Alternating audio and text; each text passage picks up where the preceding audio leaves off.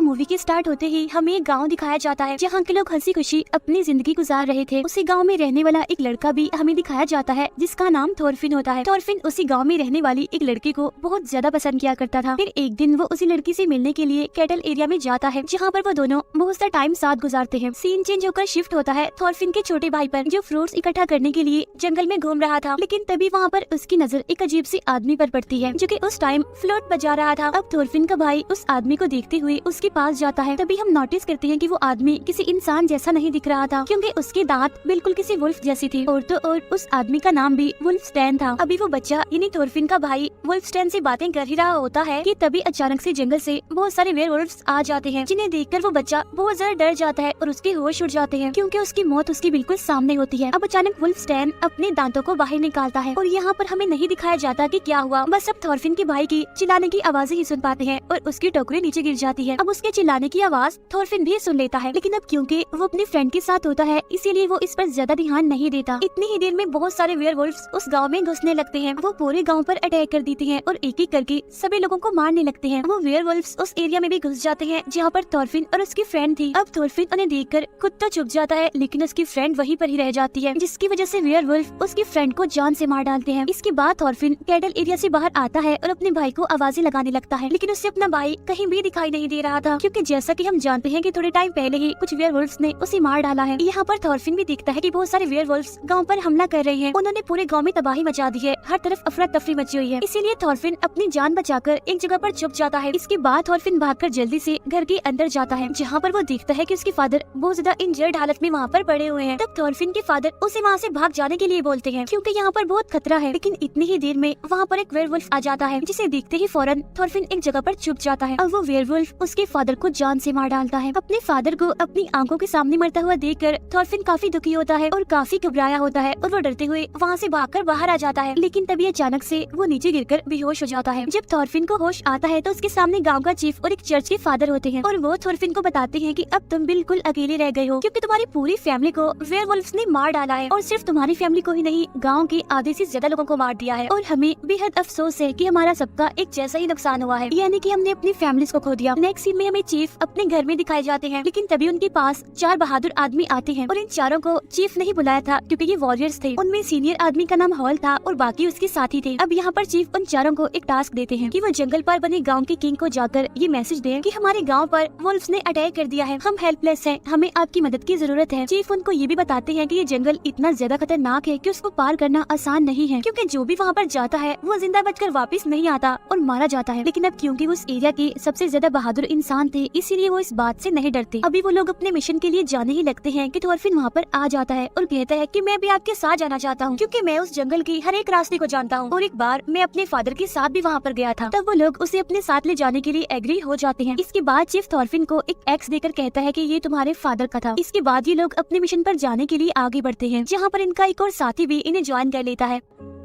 इसके बाद ये लोग अपनी मंजिल पर जाने के लिए अपने सफर पर निकल पड़ते हैं। अब चलते चलते वो उसी जंगल में पहुंच जाते हैं जहाँ से उन्हें गुजर कर जाना था। आगे जाने पर उन्हें एक बच्चे की डेड बॉडी वहाँ पर दिखाई देती है जो कि ट्री से लटकी हुई थी। उस डेड बॉडी का बहुत ही बुरा हाल था क्योंकि उसके जिस्म से सारा मांस गायब था। अब थॉरफिन उस डेड बॉडी को गौर से देखता है तब उसे पता चल जाता है कि ये उसके भाई की डेड बॉडी है, जिसे देखकर थॉरफिन बहुत ज्यादा पैनिक कर जाता है और उसे वॉमिट्स होने लगती है। इसके बाद ये लोग फिर से अपने सफर पर आगे बढ़ जाते हैं। अब इसी तरह चलते चलते उन्हें रात हो जाती है, इसीलिए वो लोग आग जलाकर वहीं पर बैठ जाते हैं रात गुजारने के लिए, जहाँ वो सभी आपस में बातें करने लगते हैं, एक दूसरे को अपने अपने बारे में बताने लगते हैं। अब कुछ टाइम बाद बाकी सब तो सो जाते हैं लेकिन हॉल जाग रहा था, उसे नींद नहीं आ रही थी। तभी थॉरफिन को एक नाइटमेयर आता है जिसकी वजह से उसकी आंख खुल जाती है। इसके बाद वो हॉल के पास बैठकर उससे बातें करने लगता है लेकिन तभी अचानक से उन्हें फ्लूट बजने की आवाज सुनाई देती है। तब वो दोनों जल्दी से उठते हैं और चेक करने के लिए जाते हैं लेकिन आगे जाकर वो देखते हैं कि वहाँ पर तो वुल्फस्टैन बैठा हुआ है और वही था जो फ्लूट को बचा रहा था। और तभी अचानक से वो अपने बाकी साथियों यानी वेयरवुल्व्स को भी वहाँ पर बुला लेता है जो कि हॉल और थॉरफिन पर हमला कर देते हैं। अब इस हलचल की वजह से बाकियों की भी आंख खुल जाती है और वो सभी वेयरवुल्फ से लड़ने लगते हैं, उनका मुकाबला करते हैं। अब जो दूसरा सीनियर वॉरियर होता है वो बहुत सारे वेयरवुल्व्स को मार भी डालता है लेकिन इसी बीच वो सारे वेयरवुल्व्स एक दूसरे वॉरियर को मार डालते हैं। इसके बाद वो वेयरवुल्व्स 2 वॉरियर को उठाकर अपने साथ ले जाते हैं। वो उन्हें सीधा एक केव में लेकर जाते हैं। यहाँ पर वुल्फस्टैन एक वॉरियर को कहता है कि तुम भी हमारे साथ शामिल हो जाओ, हमारे जैसे बन जाओ, यानी कि मैं भी तुम्हें वेयरवुल्फ बना देता हूँ जिससे कि तुम्हारी भी जान बच जाएगी। अब क्योंकि वो मरना तो नहीं चाहता था, इसीलिए वो इस ऑफर को एक्सेप्ट कर लेता है। और वुल्फस्टैन ऐसा ही करता है जैसा उसने कहा था, वो उसे काट लेता है और उसे भी वेयरवुल्फ बना देता है। उधर हॉल कहता है कि अब हमें यहाँ से जाना चाहिए, जिस पर थॉरफिन जवाब देता है कि मैं बाकी के 2 वॉरियर्स को लिए बगैर यहाँ से नहीं जाऊंगा। ये कहकर थॉरफिन अकेला ही उन्हें ढूंढने के लिए चला जाता है। फिर कुछ टाइम के बाद उन्हें ढूंढते हुए वो एक केव में जा पहुँचता है, जहाँ पर सारे वेयरवुल्फ सोए हुए थे। फिर थॉरफिन को अपना एक वॉरियर साथी मिल जाता है, वो उसके हाथ खोलता है और उसे वहाँ से ले जाने लगता है। साथ साथ वो एक वेयरवुल्फ को एक्स से मारता भी है, लेकिन आवाज सुनकर सारे वेयरवुल्फ जाग जाते हैं, जिनमें उनका एक साथी भी शामिल था जिसे वुल्फस्टैन ने वेयरवुल्फ बनाया था। अब उनका वो साथी भी उन पर हमला करने के लिए आगे बढ़ता है, लेकिन थॉरफिन अपने साथी को लेकर उस केव से बाहर आने में कामयाब हो जाता है। अब वो सीनियर वॉरियर बहुत ज्यादा इंजर्ड था, इसीलिए हॉल कहता है कि हमें इस वॉरियर को यहीं पर छोड़कर आगे बढ़ना चाहिए। तब दूसरा वॉरियर कहता है कि नहीं, ये फैसला ठीक नहीं होगा, हमें इसे भी अपने साथ ले जाना होगा। तब वो लोग अपने उस जख्मी साथी को सहारा देकर आगे बढ़ते हैं। अब चलते चलते उन्हें काफी टाइम हो जाता है और फिर वो एक घर के पास पहुँचते हैं। वहाँ पर वो एक आदमी और एक औरत को देखते हैं जो दोनों हस्बैंड वाइफ थे। इसके बाद ये लोग उस कपल से हेल्प मांगते हैं। अब पहले तो वो आदमी उनकी मदद करने से इनकार कर देता है, लेकिन फिर उनके काफी इंसिस्ट करने पर वो मान जाता है। वो कहता है कि मेरी वाइफ तुम्हारी साथी की इंजरी को ठीक कर देगी, क्योंकि ये बहुत सारी रेमेडीज को जानती है। इसके बाद वो दोनों हस्बैंड वाइफ उन्हें घर के अंदर ले जाते हैं। घर के अंदर जाने के बाद हॉल और वो आदमी हथियारों की धारों को तेज करने के लिए चले जाते हैं और वो औरत उन बाकी वॉरियर्स को खाना देती है, लेकिन खाने में तो जहर था, जिसे खाकर एक वॉरियर तड़पने लगता है। उधर वो आदमी जो हॉल के साथ गया होता है वो अभी हॉल से लड़ने लगता है और वो उसे बहुत ज्यादा इंजर्ड कर देता है, लेकिन हॉल क्योंकि उसे ज्यादा पावरफुल था इसीलिए वो उसे पकड़ लेता है और उसे जान से मार डालता है। बाहर थॉरफिन को एक सीक्रेट रास्ता नजर आता है जो कि असल में एक दरवाजा था। तब उसे खोलने पर वहाँ उसे कुछ आदमी नजर आते हैं जो कि काफी इंजर्ड थे और उन्हें बांधा गया था। उधर वो वॉरियर तड़प रहा होता है जहर की वजह से, लेकिन तभी उसकी चेस्ट पर आकर 2 एरो घुस जाते हैं और वो एरो वुल्फस्टैन चला रहा था। फिर वो सीनियर वॉरियर को भी एक एरो से मारकर उसे इंजर्ड कर देता है। अब उनके वो दोनों वॉरियर साथी मारे जाते हैं और हॉल जो कि बहुत ज्यादा इंजर्ड था, और इतनी ही देर में वहाँ पर बहुत सारे वेयरवुल्फ्स आ जाते हैं जो थॉरफिन और हॉल पर हमला कर देती हैं।